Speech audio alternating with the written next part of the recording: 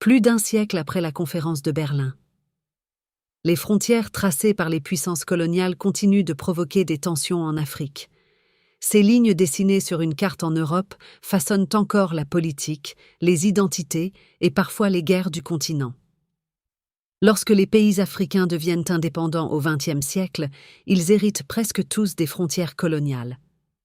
Pour éviter une explosion de conflits territoriaux, l'Organisation de l'Unité africaine décide en 1964 de conserver ses frontières. Mais ces lignes ne correspondent pas toujours aux réalités humaines. Dans certaines régions, elles ont contribué à des conflits durables. Au Soudan, par exemple, les divisions politiques et culturelles héritées de l'époque coloniale ont mené à des décennies de guerre civile. En 2011, le pays se sépare. Le Soudan du Sud devient le plus jeune État du monde.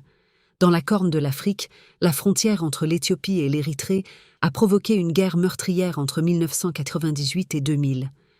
Dans le Sahel, les territoires des Touaregs s'étendent sur plusieurs pays, Mali, Niger, Algérie, Libye. Cette fragmentation a alimenté plusieurs rébellions depuis les années 1990.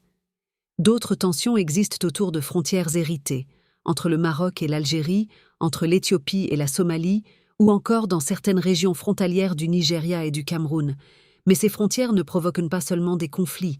Elles créent aussi des espaces transfrontaliers où les peuples continuent de circuler, commercer et partager une culture commune. En réalité, l'Afrique contemporaine vit avec une double réalité. Des États hérités de la colonisation et des sociétés dont l'histoire dépasse largement ses frontières.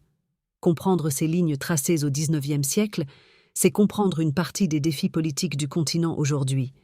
Si tu veux une partie 7 sur les royaumes africains qui existaient avant ces frontières, écris royaumes en commentaire. Parce que bien avant les cartes coloniales, l'Afrique avait déjà ses propres cartes.